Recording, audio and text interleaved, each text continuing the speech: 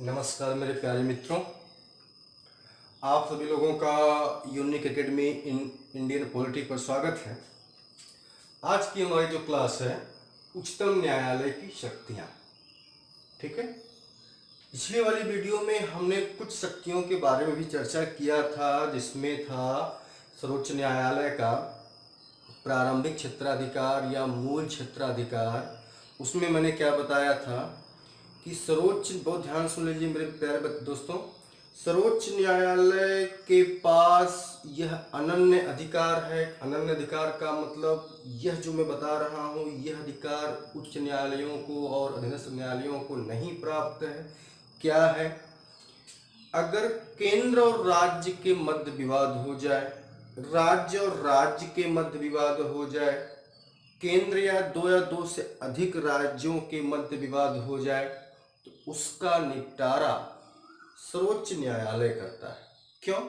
क्योंकि हमारा भारत देश संघात्मक शासन व्यवस्था को स्वीकार किया है, और संघात्मक शासन व्यवस्था की सबसे बेसिक जो विशेषता होती है वो दोस्तों ये होती है कि वहाँ पर केंद्र और राज्य के बीच पावर की शेयरिंग होती है।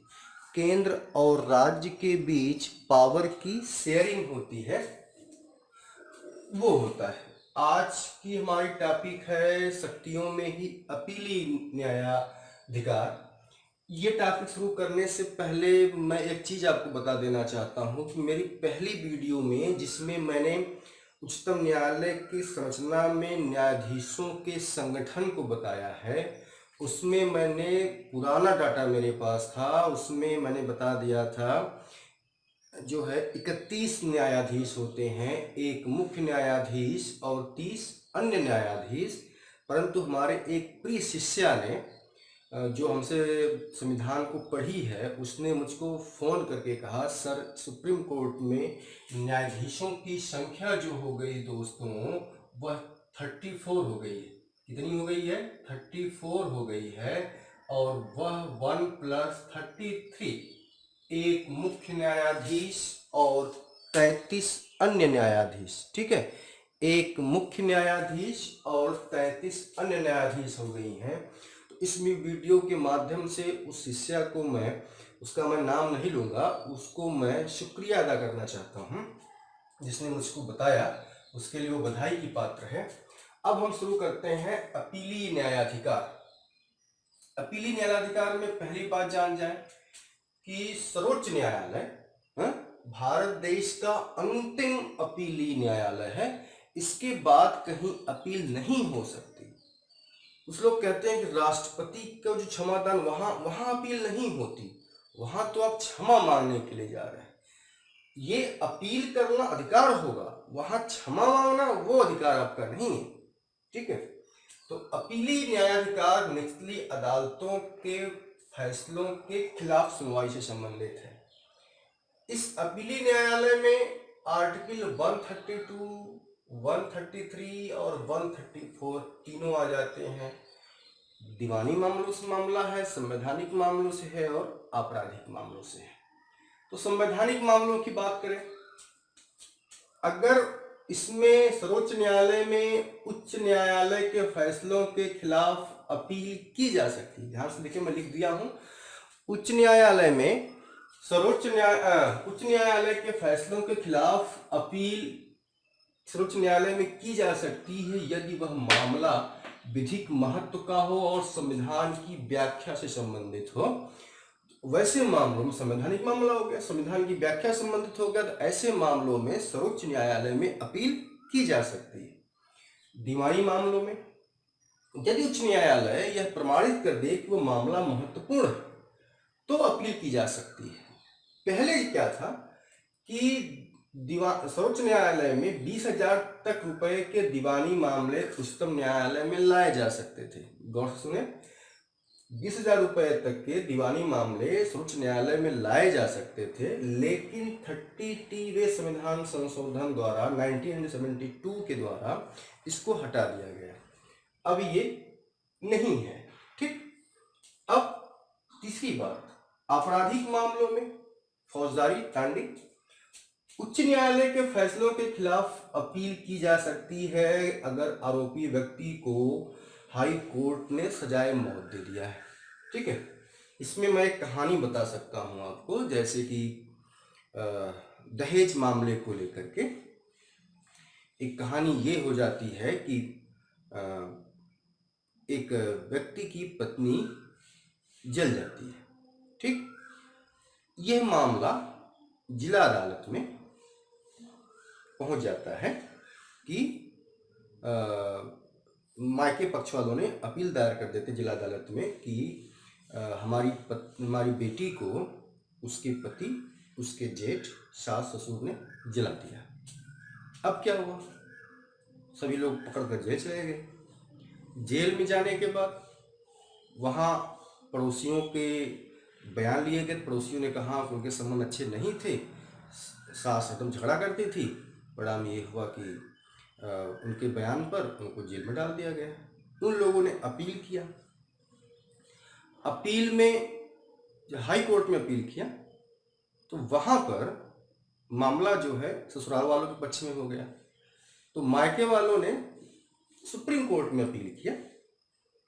वहाँ जब मामला आया तो वहाँ सर्वोच्च न्यायालय ने जेठ, सास और ससुर को निर्दोष पाया। उनके खिलाफ कोई तो नहीं था, उनको बरी कर दिया गया।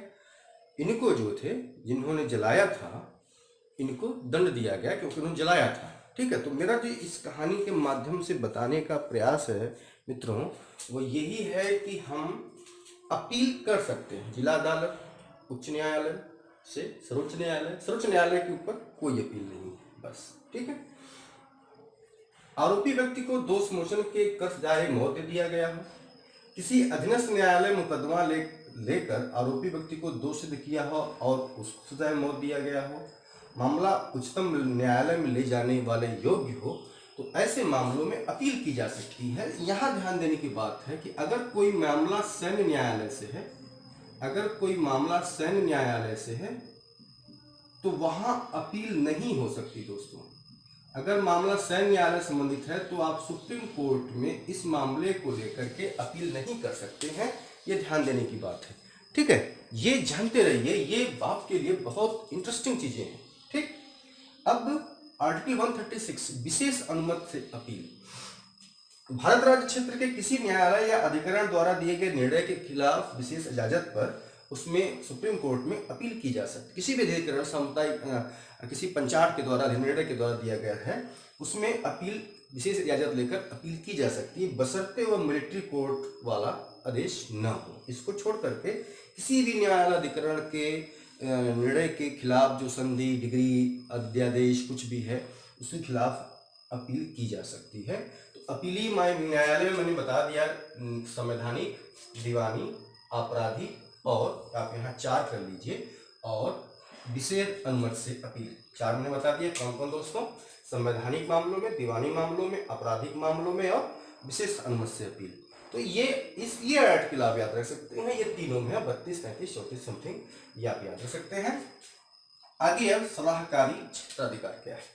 सलाहकारी क्षेत्राधिकार क्या है कि राष्ट्रपति जो है सर्वोच्च न्यायालय से किसी मुद्दे पर परामर्श ले सकता है। अब वो मुद्दा कौन? सलाहकारी क्षेत्राधिकार। इसी को हम क्या कहते हैं? परामर्श क्षेत्राधिकार। क्या कहते हैं दोस्तों? परामर्श क्षेत्राधिकार कहते हैं। 143 क्या कहता है? इसमें सर्वोच्च न्यायालय से राष्ट्रपति सलाह मांग सकता है। तो ये 2 कंडीशन जहां राष्ट्रपति सलाह मांग सकता है। एक, सार्वजनिक महत्व के किसी विधिक प्रश्न पर उठने पर, किसी पूर्व संवैधानिक समझौते आदि मामले पर विवाद उत्पन्न होने पर। तो इन 2 कंडीशनों में हम समझ लें, यहां सर्वोच्च न्यायालय, गौर करें, यहां सर्वोच्च न्यायालय परामर्श देने के लिए बाध्य नहीं है, परामर्श के लिए बाध्य नहीं है। क्लियर? ऊपर जो पहला वाला मैंने बताया है, उस मामले में दोस्तों सर्वोच्च न्यायालय परामर्श देने के लिए बाध्य नहीं है। ठीक है, पहले वाले मामले में मैंने आपको बताया कि सर्वोच्च न्यायालय परामर्श देने के लिए बाध्य नहीं है, लेकिन दूसरे मामले में, इस मामले में परामर्श देने के लिए बाध्य है। परामर्श के लिए बाध्य है दोस्तों, ये गौर करें, परामर्श के लिए बाध्य है। ठीक है, तो ये बहुत ही इंपॉर्टेंट है। इस मामले की बात है तो परामर्श के लिए बाध्य है, और इस मामले का है तो परामर्श के लिए बाध्य नहीं है। ये तो सुप्रीम कोर्ट के का वो मतलब मानने या ना मानने का हो गया। राष्ट्रपति इन दोनों मामले में अगर सलाह मिलती है तो मान भी सकता है और मानने से इनकार भी कर सकता है। ध्यान सुने, इन दोनों मामलों में, पहले और सेकंड दोनों मामलों में राष्ट्रपति जो है यह सलाह मान भी सकता है और नहीं भी मान सकता है। तो दोनों बातें आपको समझ में आ जानी चाहिए कि आर्टिकल 143 इसका आर्टिकल हर एग्जाम में पूछा जाता है। इसके दो चीजों को मैंने बता दिया। ठीक है, और आगे हम मिटा देते हैं, इसको जगह नहीं है तो इसको हम मिटाते हैं। इसी में कुछ और बातें हैं तो इसको मैं छोड़ के बाकी हर चीज को मिटा देता हूं। ये देखिए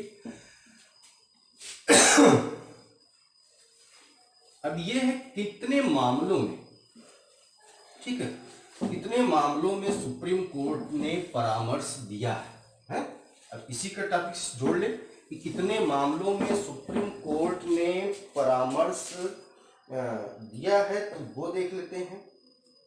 ठीक है, अब नंबर 1 करके लिखते चलेंगे। दिल्ली अधिनियम 1951 कितने मामलों में दिया है? तो दिल्ली अधिनियम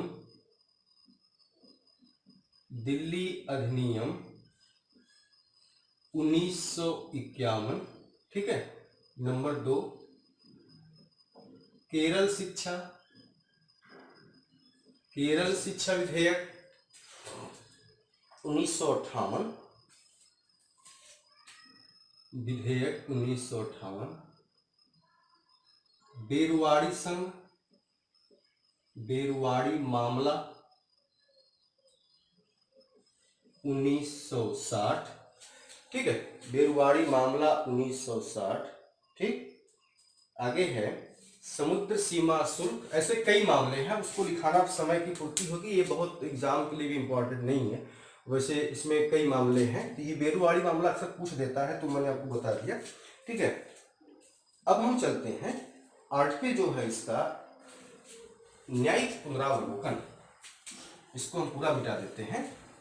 अगला है, ये बहुत परेशान न होइए, इसमें से प्रश्न यहाँ से जो मैं लिख रहा था वो नहीं, बेरुवाड़ी पूछता था तो मैंने बता दिया।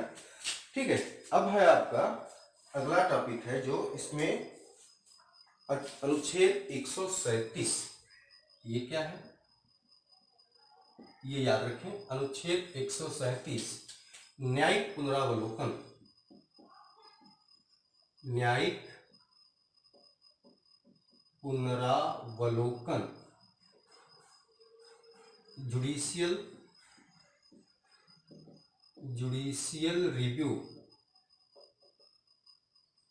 न्यायिक पुनरावलोकन। अनुच्छेद इसका दोस्तों याद रखना है, जुडिशियल रिव्यू।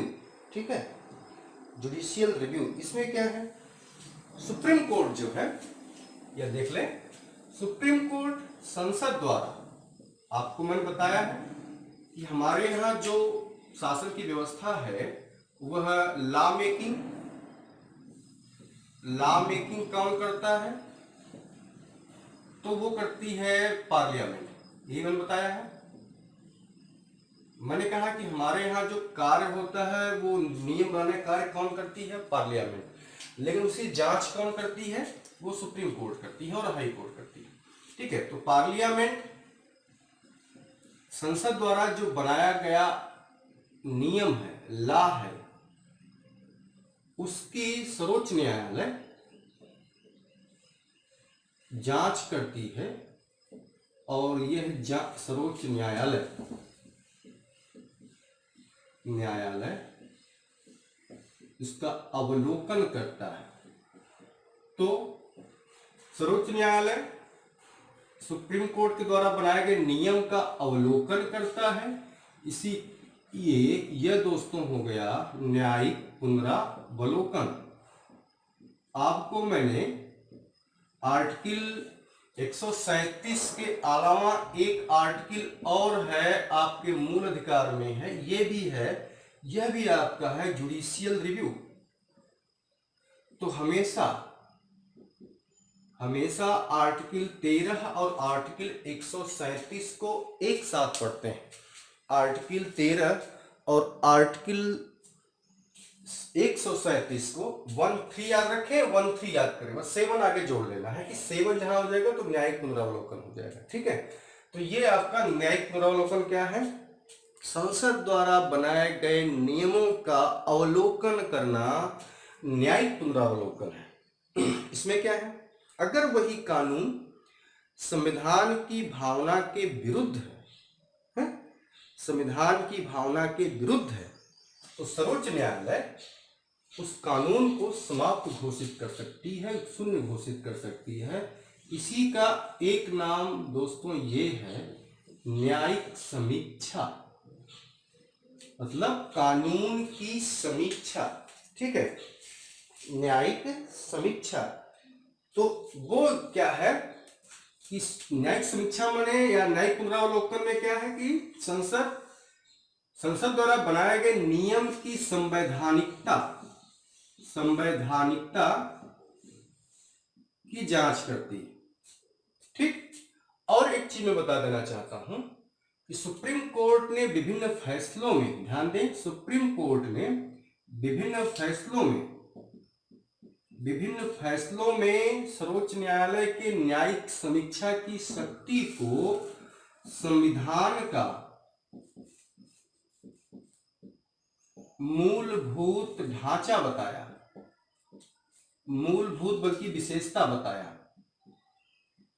और इस अधिकार में संसद मोस्ट इंपॉर्टेंट है, इस अधिकार में संसद संशोधन नहीं कर सकती, इस अधिकार में संसद संशोधन नहीं कर सकती। ये ध्यान देते लें। न्यायिक समीक्षा मैंने क्या बता दिया कि उच्चतम न्यायालय की जो न्यायिक समीक्षा की शक्ति है वह केंद्र और राज्य दोनों स्तरों पर, केंद्र और राज्य मतलब सेंट्रल यूनियन के लेवल पर, यूनियन पार्लियामेंट, यूनियन गवर्नमेंट और स्टेट गवर्नमेंट, दोनों के नियमों की, दोनों के लॉ की वह समीक्षा कर सकती है। अगर वह संवैधानिक है तो ठीक, अगर वह असंवैधानिक है तो उसको वह शून्य घोषित कर सकती है। यही है न्यायिक पुनरावलोकन या न्यायिक समीक्षा। बहुत इंपॉर्टेंट टॉपिक है। आर्टिकल 1-3 और 137 मोस्ट इंपॉर्टेंट। ये दोनों चीजों को आप इंपॉर्टेंट कर लीजिएगा, ये दोनों आपके एग्जाम के लिए महत्वपूर्ण है। न्यायिक पुनरावलोकन की शक्ति पूछ देता है, ठीक है, और किसको किसको अगर हम पूछा जाए तो दोनों को, हाई कोर्ट और सुप्रीम कोर्ट दोनों को है। ठीक है, अधीनस्थ न्यायालयों में नहीं है, केवल हाई कोर्ट और सुप्रीम कोर्ट को है। तो अभी हम सुप्रीम कोर्ट पढ़ रहे हैं, तो सुप्रीम कोर्ट में यह केंद्र और राज्य के किसी भी निर्णय को अगर वो संविधान के नियमों के खिलाफ हुआ, और सुने, हाई कोर्ट और सुप्रीम कोर्ट दोनों, और ये केंद्र और राज्य के किसी भी नियम जो अगर संविधान के खिलाफ हुआ तो सर्वोच्च न्यायालय संसद द्वारा बनाए गए कानून या राज्य विधानमंडल द्वारा बनाए गए कानूनों को वो शून्य कर सकता है। ठीक है, अब अंतिम लास्ट जो इसका शक्तियों में है वो है अन्य शक्तियां में कुछ छूटी हुई बातें जो हैं वो सर्वोच्च न्यायालय की अन्य शक्तियां क्या है ये देखिए। नंबर 1 ये कर ले कि राष्ट्रपति और उपराष्ट्रपति के चुनाव संबंधी विवाद